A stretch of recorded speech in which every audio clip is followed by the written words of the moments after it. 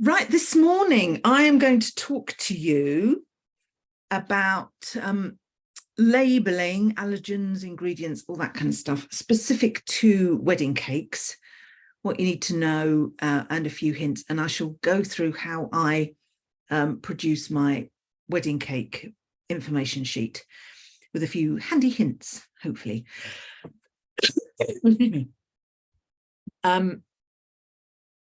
Okay, the law did change a couple of years ago. In fact, it's a couple of years ago, isn't it? It was 21, I think.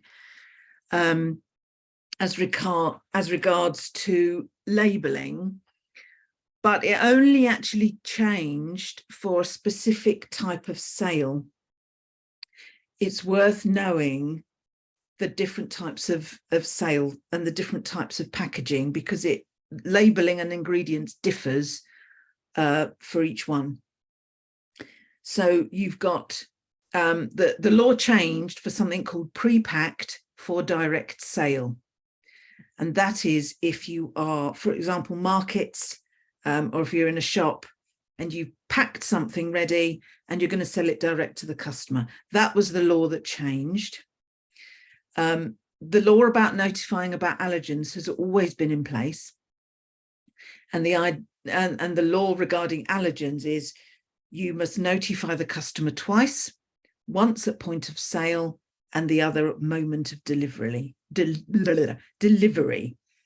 those are the words. In fact, moment of delivery, they've changed the wording on that one. It's something else now, but that's basically what it means.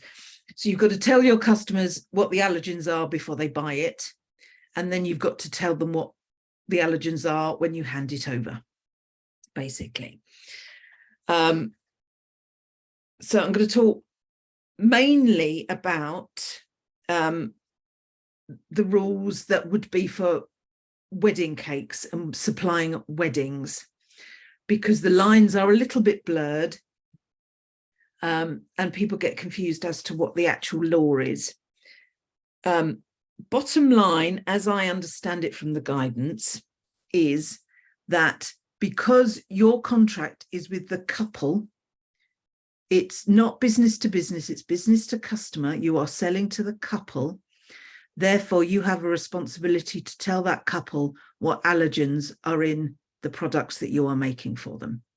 That's the bottom line. So when you have your consultation, or you tell them about the cake that they're going to buy, you tell them about the allergens. Good practice is to actually discuss it with the couple. It's not actually a legal requirement to discuss it, but it is good practice to discuss it. The legal requirement is just to tell them your cake will have this in it. But discussing it is good practice. And then you are obliged to let them know what's in the actual cake on delivery. Okay. Now, the fuzzy sort of line, if you like, here is that more often than not, we are supplying a wedding venue with our cake, and they are a business. But our contract isn't with the venue. Our contract is with the couple. However, a lot of venues do ask for at least allergens, if not ingredients lists. And it is good practice to give an ingredients list. When you are consulting with the couple, if you've met them in person, that would be direct sale. If you're doing it all online, it would be distance. So this is where it gets confusing and the lines get blurred. But I think good practice would be to let them know about the allergens and ingredients, and allergens particularly, on consultation and before they give you any money. And then when you deliver the cake, to give them a list of ingredients that are in anything that you've made. So it might be cake, it might be favors, it might be, extra bits and pieces. And you give them a list of the allergen, or you give that to the venue rather than the couple, because it's the venue that's going to be dealing with the guests who are going to ask. In my experience, I give the ingredients list to the manager at the venue, and they'll say they give it to the caterers, or they'll leave it by the cake for people to look at, or whatever it is. But as long as someone at the wedding knows that you have given them an ingredients list, then anyone at, any guest at the wedding who needs to know about what's in them can ask. It's sometimes good practice as well to say to the couple, I'm giving the list to the manager, so that if anyone asks the couple, what's in this, they can say, oh, the manager's got the full list for you. So it's all to do with communication as well. So good practice is to produce a sheet or an ingredients list.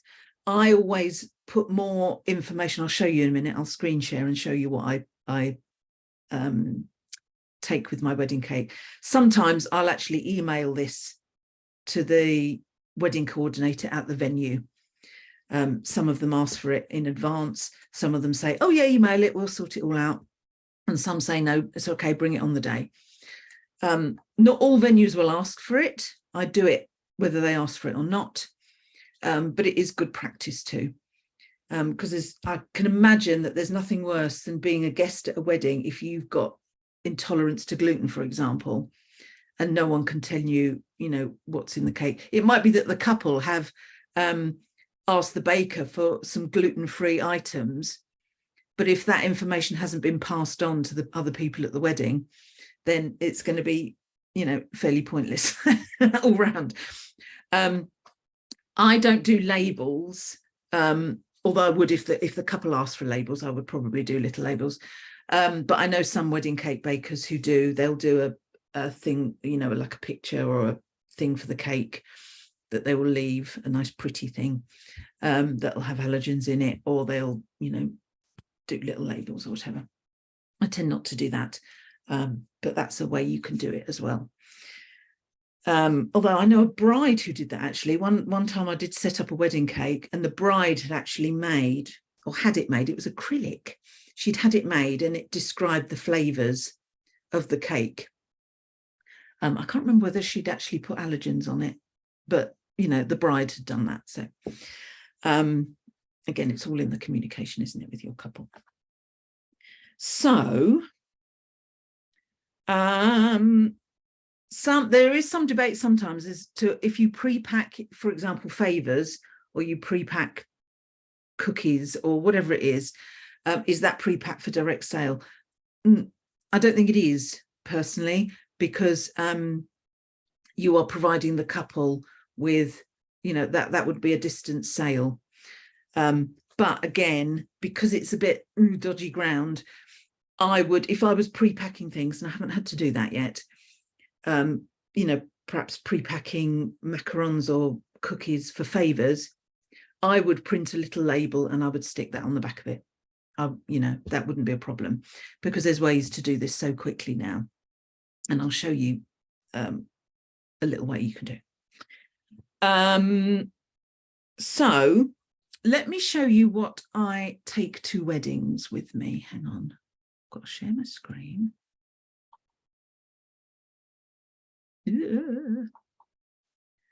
And this is I do this in Canva, and I have it already, and then I just duplicate or overwrite, so to make life easy. So I'm not doing this from scratch every time. I've got a template that I work from. So these are basically the headings, and I'll obviously add anything in that I think is relevant to that particular cake, or I'll obviously take things out if things aren't relevant to that particular cake. But the first thing at the top, I'll remind, what the flavours are. Cake care, keep out of direct sunlight, best eat within 3 days, that kind of thing. I'll talk about non-edible items, so dowels. If I put sugar flowers on, I'll also put something about, those flowers aren't edible, they've got wire in, that kind of thing. And then on the front page of this, I will do an allergen. As you can see, actually, let's make it a bit bigger so you can see that. So in bold with the crosses by what's in it. Sometimes I'll actually describe. So the coconut had sulfur dioxide because they had a coconut tier. Sometimes I'll put, almonds if it's marzipan or something. I'll describe where it is particularly. But what I also do is on the reverse of that, and I print it out so it's on the back, I will put my full ingredients list. And all this is actually screenshot from an Excel spreadsheet. So each one of these, as you can see, is screenshot from the spreadsheet that I use, which I will show you shortly. And as you can see, it's a full description of each item. So she had brownies. She had actually a dessert table, this one. So she had brownies, she had cookies, she had a torta de Santiago, and she had, the different tiers. So I will specifically say what's in each tier, even if it's really similar. I will still say this tier has got this one, this tier has got this one, this tier has got this one. So that is how I set out my customer information. And it's really easy. If they want it emailed, I can do this ahead of time, but just beware about filling in about ingredients before you've bought your ingredients. You must have bought them because you've got to check that the ingredients that you're writing down are valid for the ingredient that you've bought. Because very occasionally a company will change the allergens on a product, and it's up to us. It's our responsibility to make sure that we check that. It's not the company's responsibility to say, oh, we've changed the ingredients, do double check. They don't need to do that. All they need to do is write down the ingredients on the back. So I have, where is it? Where have I put it? There it is. This is my spreadsheet. I'm a spreadsheet geek. I love spreadsheets. And this is what I do. So this is my spreadsheet. And down the side, as you can see here, is the product. So stalk, caster sugar, muscovado sugar, light brown sugar. Not in no particular order. I think it was just the order that I was making things in, and that was the order I had it. And then the columns are actually the different supermarkets. So anything bought from Sainsbury's, anything from Tesco's, anywhere else. Co-op, I bought a few things from Co-op. Booker's, I bought a few things from Booker's. And then what I do is I cut and paste from the store's website. Let me show you how I do that. So this is Sainsbury's website. Let's say I want to find the ingredients of flour. So there it is, my self-raising flour. I will go down here and it has the ingredients here, including things in bold, of course. I will highlight it, copy it. Then I go back to my spreadsheet. Where is it? It's Sainsbury's self-raising flour. So it's this one. I'm going to get rid of the old one because I'm going to paste. It might be exactly the same, but I'm going to paste the new one. There it is. I have that there now. I have this sort of on file. And this is the sheet that you need to just keep up to date. So when you get a new product or you buy a product, you just double check, is everything on there the same as what I've got on there? Yes, it is, fine. Then what I do is for each wedding, so this is my 29th of September, I will list down the side what the ingredients are, and then I'll cut and paste from the first sheet. So I'll cut and paste into there. I'll make that column wider because it just reads better if it's like that. So there we go. So this was a vanilla. So it was stalk, caster sugar, eggs, flour. And this happened to be a GF one, gluten-free one. Raspberry jam, flour. Oh, it was the vegan one as well, or the vegetarian one. Floral plant butter, icing sugar. And I'll just cut and paste those from my first spreadsheet. Okay. If you don't like spreadsheets, you could just do it in Word. You could just copy and paste them into Word. and then cut and paste and copy and paste and that kind of thing. So there I have all my cake ingredients for that particular wedding. What I then do on my computer is I screenshot. I don't try and copy and paste that whole thing. It's far, far easier just to screenshot. So I've screenshot it. There we go. And then I go back to my information there. I go to the second sheet where all my screenshots are, and I'll paste it in there. Now on my computer, when I screenshot something, it goes to my desktop. So I just go onto here, desktop, there it is, and I'll throw that in there. There it is. And I can move it around and put it on there. Okay. So that's how I do it. I'll get rid of that for now because it mucks that one up. But that is how I do it. That is how I make a list of ingredients. And you can see once you've got your ingredients all there, and you can just add these as you go along, to actually do your list of ingredients really doesn't take very long at all, because you're just cutting and pasting from that first list. It really, to do one of those sheets, to do one of these, takes me 15 minutes, unless there's a lot of extra information I need to add. But I'll, take things off, I'll change the tiers, I'll screenshot the ingredients. It takes me about 15 minutes to do that, which isn't very long at all. And of course, in the bottom of the information sheet, I have my number, I have my details in case anyone needs any more info, particularly on the day. Okay, so that is how I do it. That is how I do my my ingredients lists. Now, if you've got any questions, I know no one's actually on here live, which is absolutely fine. Don't worry, I'm not offended. But if you are watching this on replay and you have any questions, please, please, please ask. I know the guidance backwards on labelling and allergens and all that. I know it really, really well.